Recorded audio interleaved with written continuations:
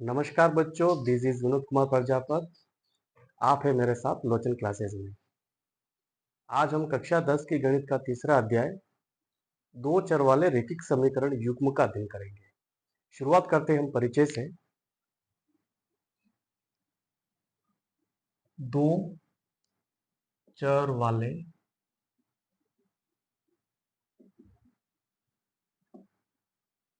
रैखिक समीकरण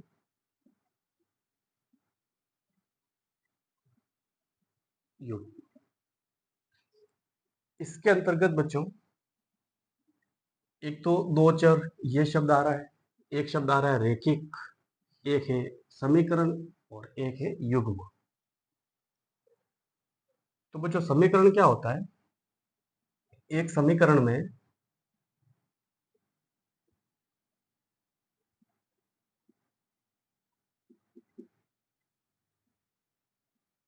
समता या समीका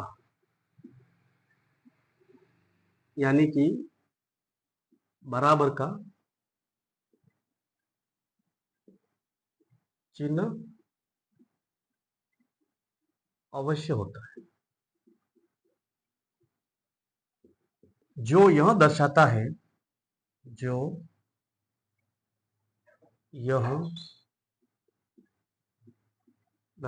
है कि चिन्ह के बाईं ओर के व्यंजक का मान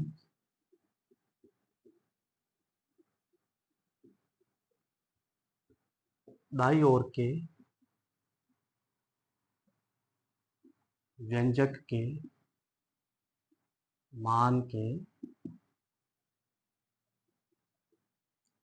बराबर होता है। जैसे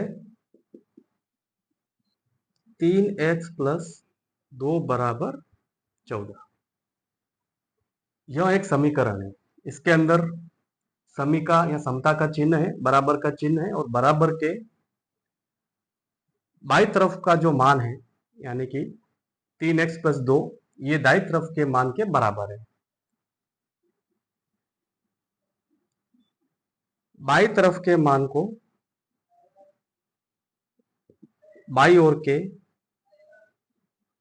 मान को LHS पक्ष और दाईं ओर के मान को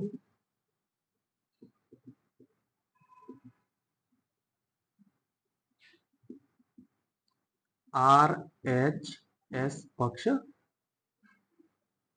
कहते हैं, और ये दोनों बराबर होते हैं यानी कि LHS बराबर RHS। समीकरण के अन्य उदाहरण देते हैं, जैसे 3x - 2 = 7, और उदाहरण देंगे 6y = 12। अन्य उदाहरण 15z + 3 = 48। ये सभी समीकरण के उदाहरण हैं। हर समीकरण के अंदर एक बराबर का चिन्ह होता है, जिसके दोनों ओर दो पक्ष होते हैं, बायां पक्ष और दायां पक्ष, दोनों के मान बराबर होते हैं। किसी भी समीकरण में एक चर अवश्य होता है, इसलिए हम कह सकते हैं कि एक समीकरण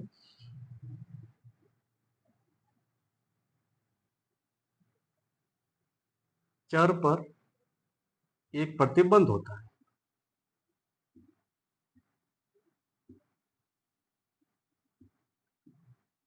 बच्चों, यदि किसी समीकरण में बराबर के अतिरिक्त कोई अन्य चिन्ह हो, छोटा बड़ा, तो हम उसे समीकरण नहीं कहेंगे। जैसे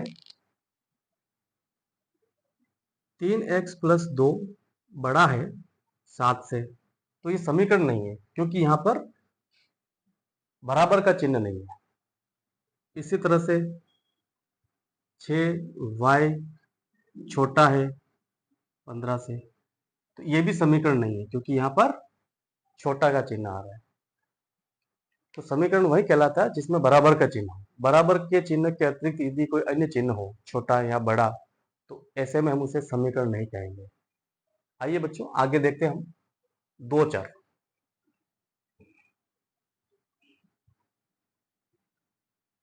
कक्षा 9 में आप दो चर वाले रैखिक समीकरण पढ़ चुके हैं, जैसे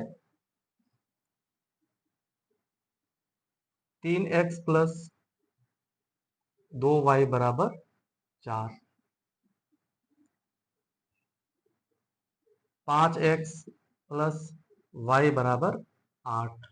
इस प्रकार के समीकरणों को आप कक्षा 9 में पढ़ चुके हैं। इसमें दो चर है x, y, और ये रैखिक है क्योंकि दोनों चरों की जो अधिकतम घात है वो 1 है, तो ये दो चर वाला रैखिक समीकरण है। इसी तरह से 5y प्लस वाई बराबर 5x प्लस वाई बराबर 8, इसमें भी दो चर है x और y, और दोनों के अधिकतम घात 1 है, इसलिए यह भी दो चर वाला रैखिक समीकरण है। हमारा जो चैप्टर है दो चर वाले रैखिक समीकरण युग्म। युग्म क्या होता है? युग्म का मतलब होता है जोड़ा, यानी कि आपको दो चर वाले रैखिक समीकरण के दो जोड़े दिए जाएंगे, जैसे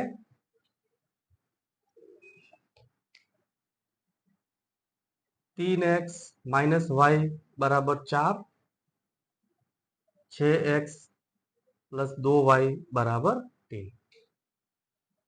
तो ये दो चर वाले रैखिक समीकरण है और उनका एक जोड़ा है।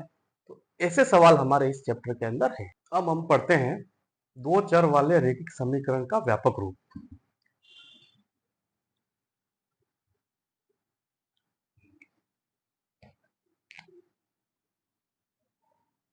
दो चर वाले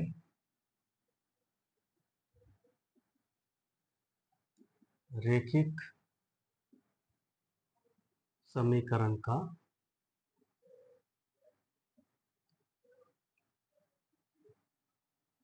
व्यापक रूप। बच्चों व्यापक रूप क्या होगा? ये होगा ax plus by plus c बराबर 0। यहां a b c तीनों वास्तविक संख्या हैं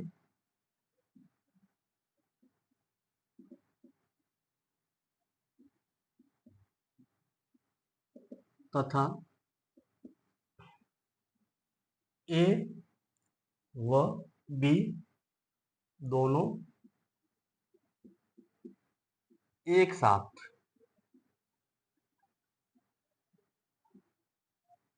शून्य नहीं है, अर्थात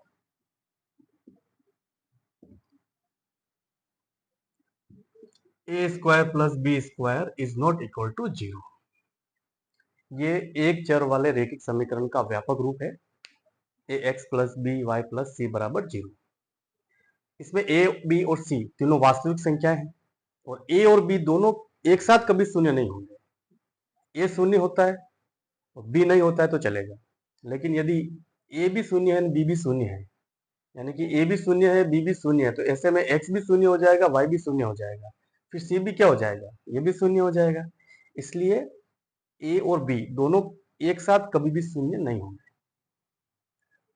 अर्थात A square plus B square is not equal to 0। ये होता है बच्चों एक चर दो चर वाले रैखिक समीकरण का व्यापक रूप। दो चर वाले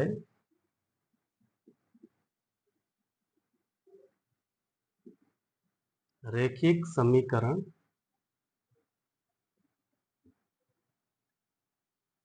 युग्म का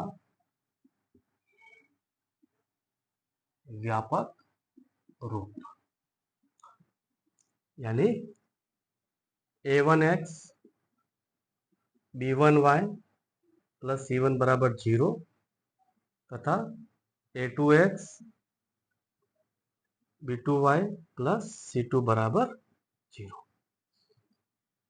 ये दोनों एक चर वाले रैखिक समीकरण है और इनका ये युग्म है, यानी कि जोड़ा है। यहां A1 B1 C1 A2 B2 C2 सभी वास्तविक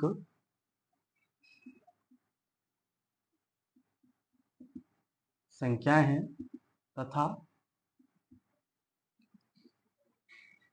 A1 B1 A2 B2 सभी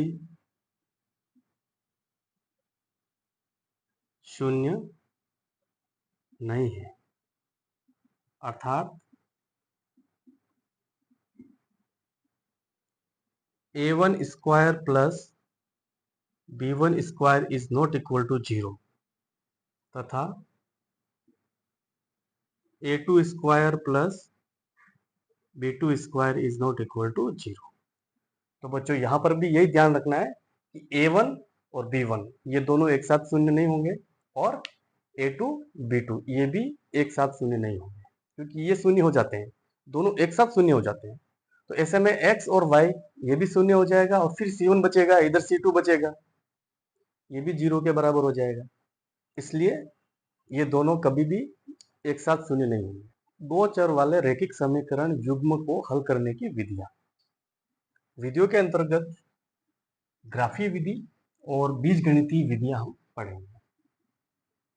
बीजगणितीय विधियों के अंतर्गत प्रतिस्थापन विधि, विलोपन विधि, वज्र गुणन विधि, इन सब का अध्ययन हम इस अध्याय में करेंगे। यानी कि दो चर वाले रैखिक समीकरण युग्म को हल करने की विधियां।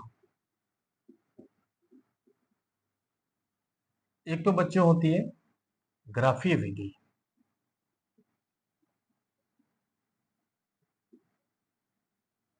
और दूसरी विधि होती है बीजगणितीय विधि।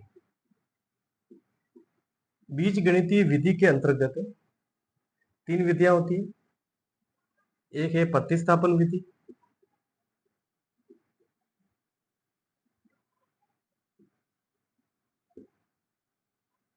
दूसरी है विलोपन विधि,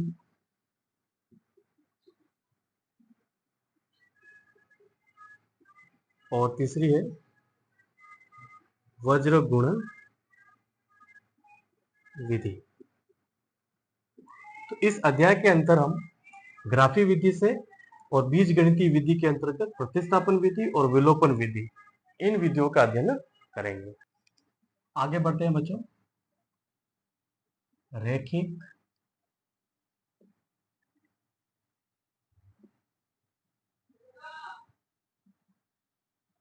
समीकरण युग्म का ग्राफीय विधि से हल।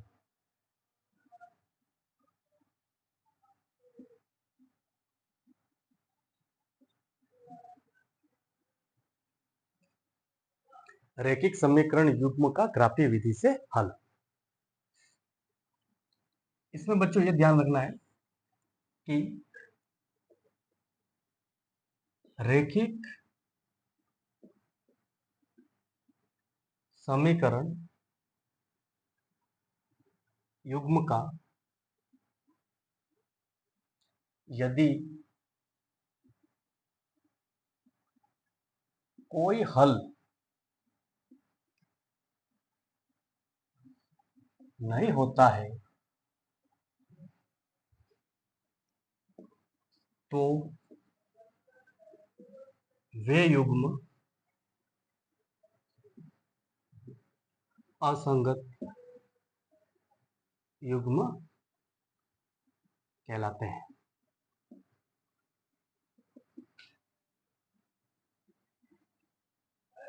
रैखिक समीकरण युग्म जिसका एक हल होता है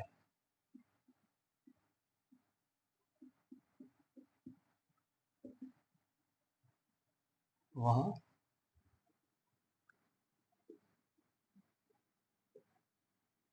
संगत युग्म कहलाता है।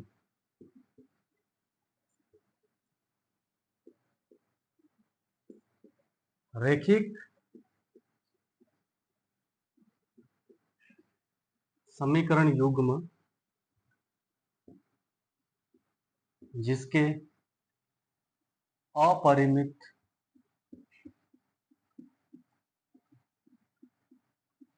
रूप से अनेक हल होते हैं वे आश्रित संगत युग्म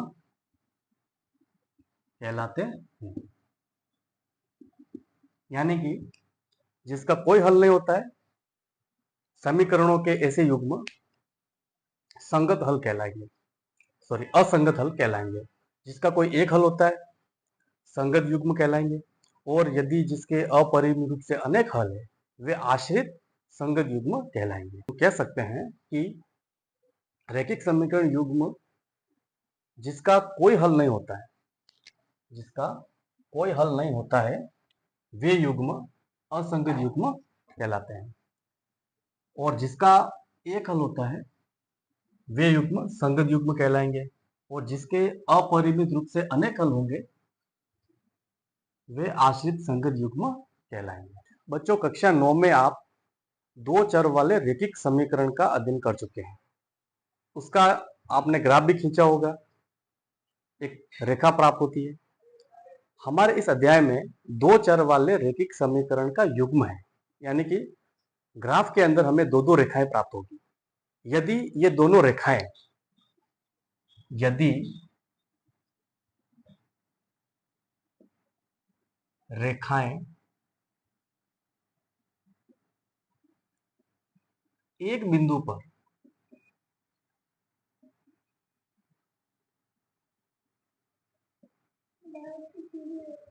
प्रतिच्छेद करती है तो अद्वितीय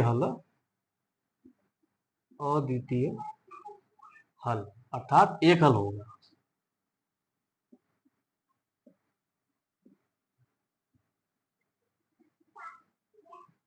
एक हल होगा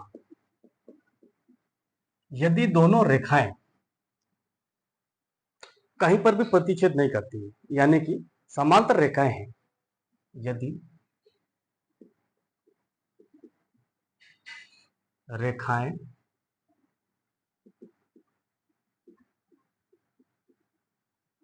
समांतर हैं तो कोई हल नहीं होगा, और यदि रेखाएं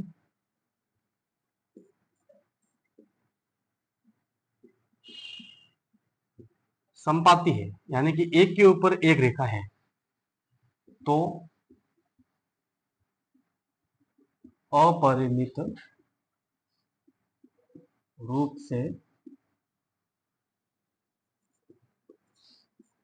अनेक हल होंगे। यानी कि यदि दोनों रेखाएं प्रतिच्छेद करती हैं एक बिंदु पर तो एक हल होगा, दोनों रेखाएं समांतर हैं तो कोई हल नहीं होगा, और यदि दोनों रेखाएं समपाती है, यानी कि एक रेखा के ऊपर दूसरी रेखा है, तो अनेक हल होंगे, अपरिमित रूप से अनेक हल होंगे। इनको बोलते हैं प्रतिच्छेद रेखाएं। इनको बोलते हैं समांतर रेखाएं।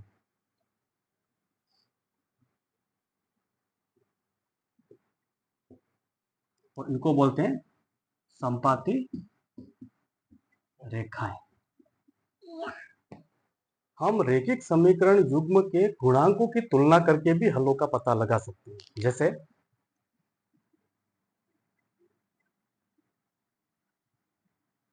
रैखिक समीकरण युग्म, यदि हमारे पास रैखिक समीकरण युग्म के रूप में a1x b1y c1 बराबर 0 तथा a2x b2y प्लस c2 बराबर 0 है।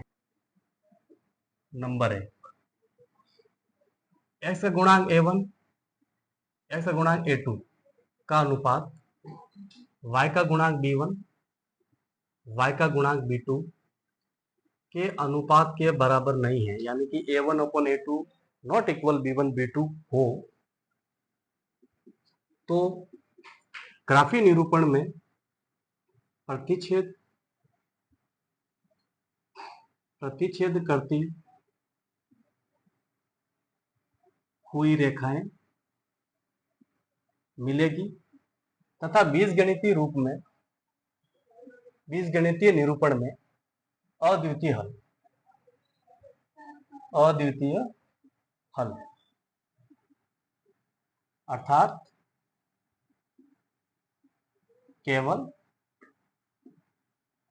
एक हल प्राप्त होगा। ऐसे समीकरण युग्म संगत युग्म कहलाएंगे। नंबर 2, यदि a1 अपॉन a2 बराबर है b1 b2 के, बराबर है c1 c2 के, तो ग्राफीय निरूपण में संपाती रेखाएं प्राप्त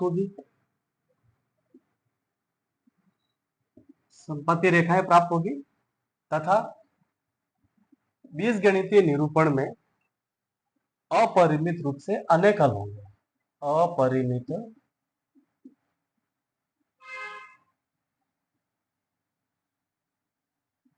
अपरिमित रूप से अनेक हल प्राप्त होंगे और ऐसे समीकरण युग्म आश्रित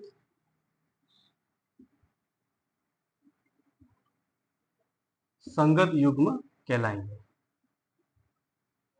और यदि a1 अपॉन a2 बराबर है b1 b2 के और ये बराबर नहीं है c1 c2 के, तो समांतर रेखाएं प्राप्त होगी, यानी कि ग्राफीय निरूपण में समांतर रेखाएं प्राप्त होगी और बीजगणितीय निरूपण में कोई हल नहीं होगा।